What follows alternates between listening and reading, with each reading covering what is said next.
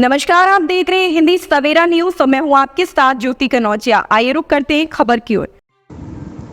मुड़िया पूर्णिमा के लिए साधु संतों ने अपने अपने सर मुड़वाकर मुड़िया मेले की वर्षों से चली आ रही परंपरा का निर्वहन किया। धूमधाम से गिरिराज नगरी में निकलेगी मुड़िया शोभा यात्रा।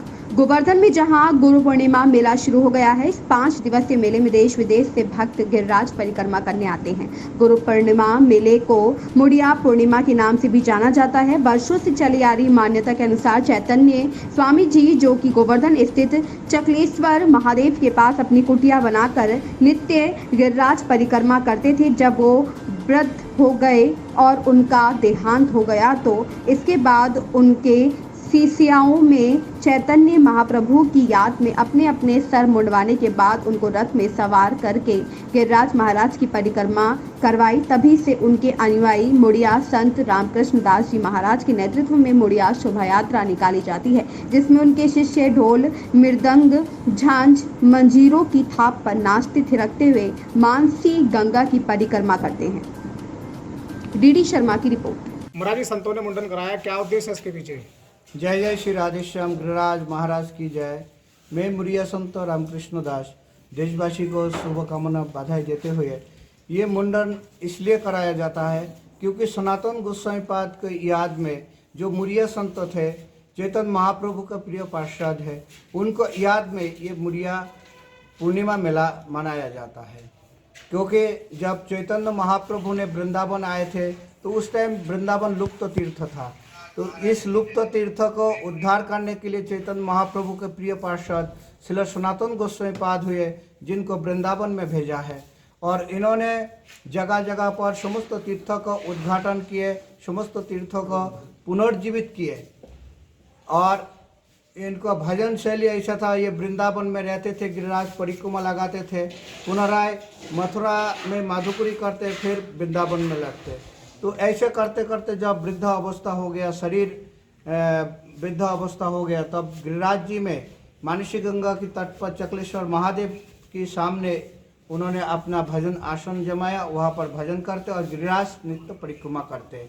जब लास्ट में शरीर और बुजुर्ग हो गया तो चलने में दिक्कत होने लगे, तो उन्होंने अपना संकल्प की अनुसार गिरिराज परिक्रमा बंद नहीं किए। तो ठाकुर जी उनको दर्शन दे करके बोले, बाबा आप गिरिराज परिक्रमा बंद करो, आप जो है यहाँ बैठ के भजन करो, इसी से मैं आपको प्रसन्न हूँ। तो सनातन गोस्वामी पाद ने बताया कि नहीं प्रभु, मेरे इस शरीर में जब तक प्राण रहेगा तब तक मैं परिक्रमा बंद नहीं कर सकता हूँ, तो इसीलिए मैं परिक्रमा तो करूँगा।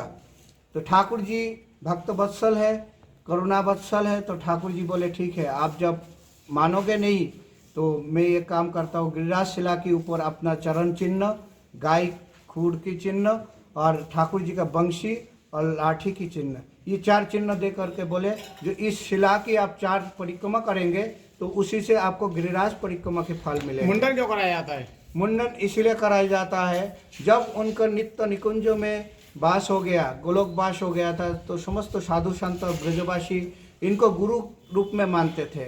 क्यों? इन्होंने ब्रज की प्रकाश किए, तो इनको गुरु रूप में मानते थे। जब इनको गोलोक पधारने के बाद समस्त साधु संत और ब्रजवासी लोग अपना सिर मुंडन करा करके इनको पूजा अर्चन किए, फिर डोली में सजा करके परिक्रमा लगाए थे। तभी से ये मुड़िया मेला प्रसिद्ध हुआ। विश्व में गुरु पूर्णिमा मनाया जाता है। केवल गोवर्धन धाम में ही, केवल गोवर्धन में ही मुड़िया महोत्सव मनाया जाता है, क्योंकि ये सनातन गोस्वामी पाद की तिथि है और गिरिराज महाराज की विशेष पर्व है, भक्त और भगवान की मिलन तिथि है, इसीलिए इसको विशेष रूप में मनाया जाता है। इस खबर में बस इतना ही। बने रहें हिंदी सवेरा न्यूज के साथ।